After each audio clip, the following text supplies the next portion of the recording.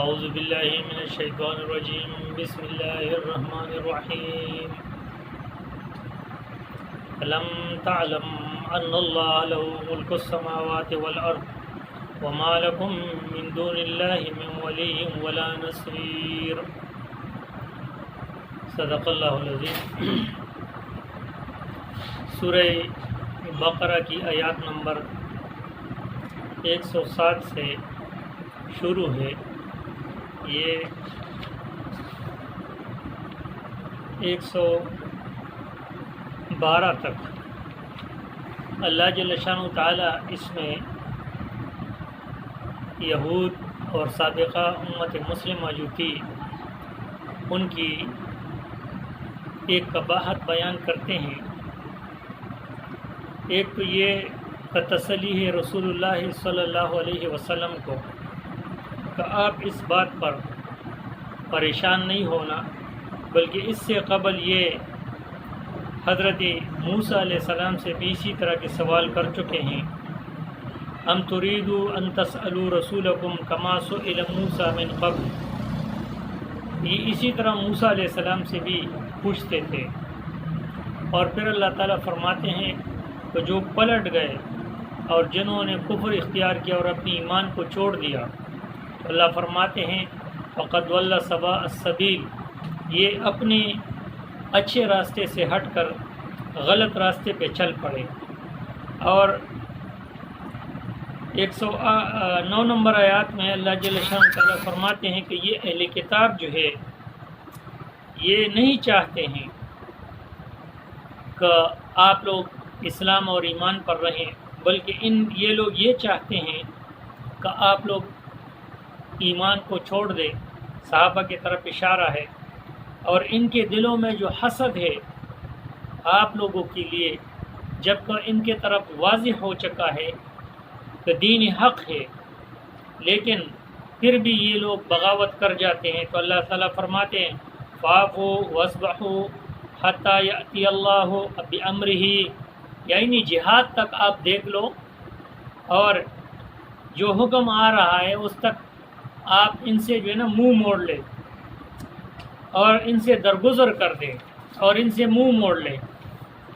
اور پھر فرماتے ان اللہ علی کل شیء قدیر، اللہ قادر ہے کہ ان کے اوپر کوئی عذاب لے آئیں، اللہ قادر ہے کہ ان کو آپ لوگوں کے ہاتھوں سے عذاب دے دیں، یعنی جہاد کے ذریعے۔ وَأَقِيمُوا الصَّلَاةَ وَآتُوا الزَّكَاةَ وَمَا تُقَدِّمُوا لِأَنفُسِكُم مِّنْ خَيْرٍ تَجِدُوهُ عِندَ اللَّهِ۔ اور پھر اللہ تعالیٰ فرماتے ہیں عبادت بدنی اور عبادت مالی کے طرف اشارہ ہے کہ یہ بھی صرف اللہ کے لیے ہے۔ اللہ حکم دیتے ہیں اقیموا الصلاۃ وآتوا الزکاۃ، یعنی بدنی عبادت اور مالی عبادت کا حکم ہے۔ وما تقدموا لانفسکم من خیر، جو آپ لوگ بیچ دیتے ہیں اپنے نفسوں کے لیے خیر میں سے، تجدوہ عند اللہ، پائیں گے آپ اللہ کے ہاں اس کو، یہ آپ کو اللہ کے ہاں ملے گا۔ ان اللہ بما تعملون بصیر، جو آپ عمل کرتے ہو اس کو دیکھ رہے ہیں۔ اور پھر یہود کے یہ جو ایک ان کی آرزو تھی، وقالوا لن يدخل الجنۃ الا من كان هودا او نصارى، یہ لوگ یہ کہتے ہیں کہ جو یہودی ہے یا نصرانی ہے وہ جنت میں جائیں گے۔ تلک امانیہم، یہ ان کے آرزو ہے، ان کی امیدیں ہے۔ قل، ان کو کہیے ہاتوا برہانکم ان کنتم صادقین، کوئی دلیل پیش کرو، کیا اللہ نے تمہارے ساتھ کوئی وعدہ کیا ہے؟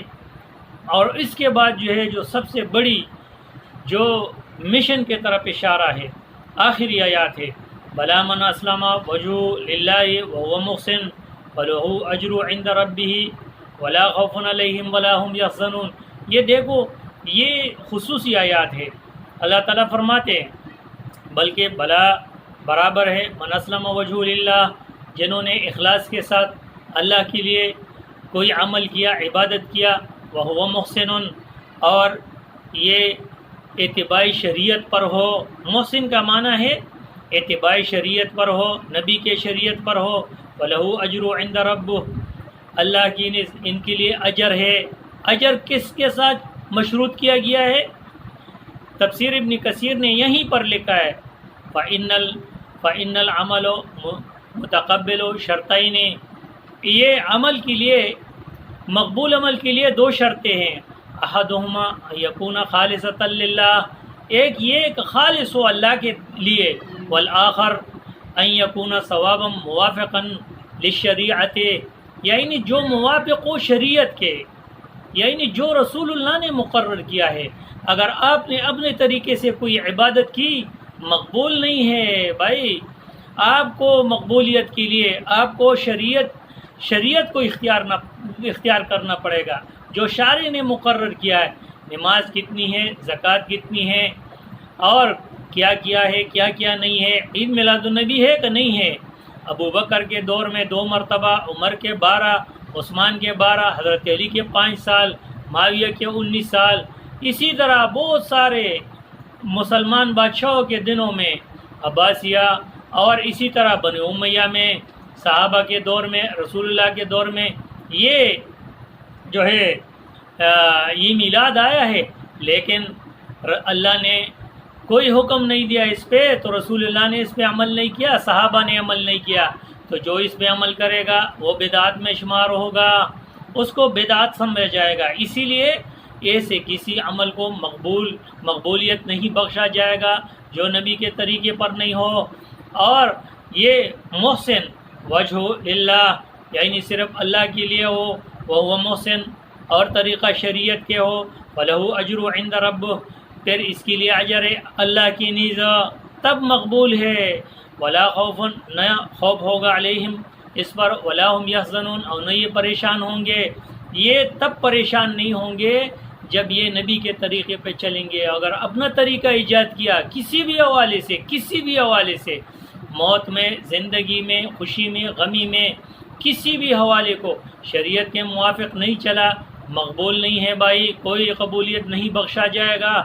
وآخر دعوانا ان الحمد للہ رب العالمین۔